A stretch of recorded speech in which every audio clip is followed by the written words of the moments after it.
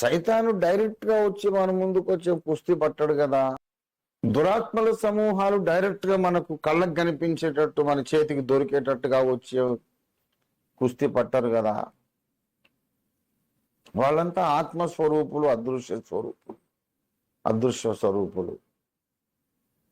వాళ్ళు మనుషులను అలా ప్రేరేపిస్తారు, పరిస్థితులను మనకు విరోధంగా సృష్టిస్తారు, పరిస్థితులను మనకు వ్యతిరేకంగా మార్చేస్తారు.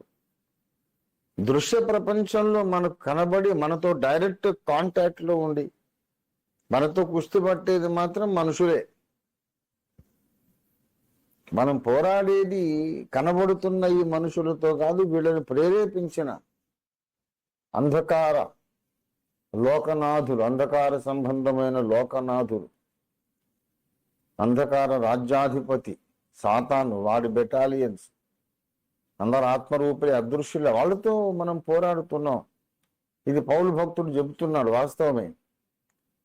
కానీ వాళ్ళు డైరెక్ట్ గా వచ్చి మన మీద పడి మన కలబడి కుస్తీ పట్టరు, మనుషులను వాడుకుంటారు. ఆ దురాత్మలు ఎప్పుడైతే మనుషులను వాడుకుంటారో అప్పుడు ఆ మనుషులు మన పాలిటి తోడేళ్లలాగా తయారవుతారు. అప్పుడు మనము ఆ మనుషులు కూడా మనకు శత్రువుగా లేక కనీసం ప్రమాదకారిగా గుర్తించాలి. మనుషులు మన మీద పగబెట్టుకుంటారు, మనకు హాని చేయాలనుకుంటారు. అలాంటప్పుడు వాళ్ళని మనము కొంచెం కంట కనిపెట్టి ఉండాలి, వాడికి దొరకకుండా ఉండాలి, జాగ్రత్తగా ఉండాలి. మనుషులను గూర్చి జాగ్రత్త పరుడి అంటున్నారు కదా యేసయ్య. కనుక ఈ కడవరి కాలంలో క్రైస్తవ సంఘము జ్ఞానము తెచ్చుకోవాలి.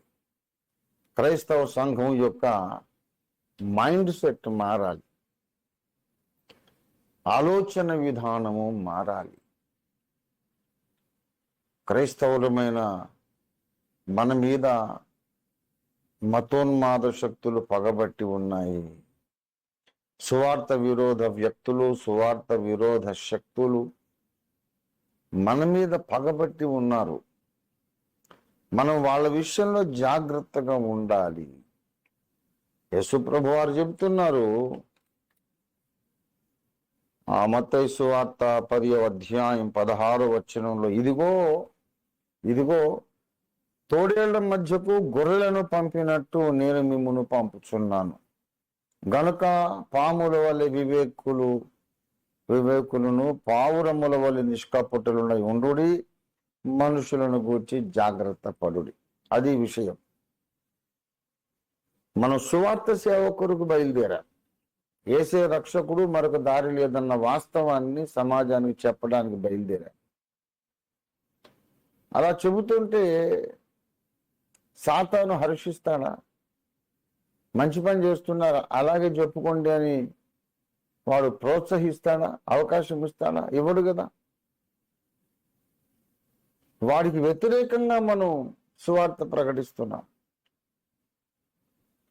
అందుచేత వాడు మనతో పోరాడుతాడు. వాడి దురాత్మల సైన్య సమూహాలను మన మీదకి ఉసిగొలుపుతాడు. మనుషులను కూడా మనకు విరోధంగా వాడు తయారు చేస్తాడు. అలా చేశాడు. క్రైస్తవులంటే ద్వేషం ఈ లోకానికి. ఆ ద్వేషాన్ని మనం తీసేయలేం.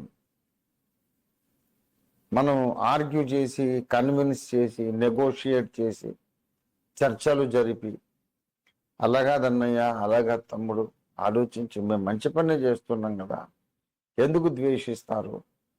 మమ్మల్ని ద్వేషించడానికి ఏం కారణం ఉంది? అలా చేయకండి, మేము మీ అందరికీ మేలు కోరి మేము పనులు చేస్తున్నాం, సువార్త ప్రకటిస్తున్నాం అని ఎంత చెప్పినా వాళ్ళు వినరు. ఎందుకంటే వాళ్ళ మనస్సు సాతాను యొక్క స్వాధీనములో ఉన్నది. వాళ్ళు ఆలోచించలేరు.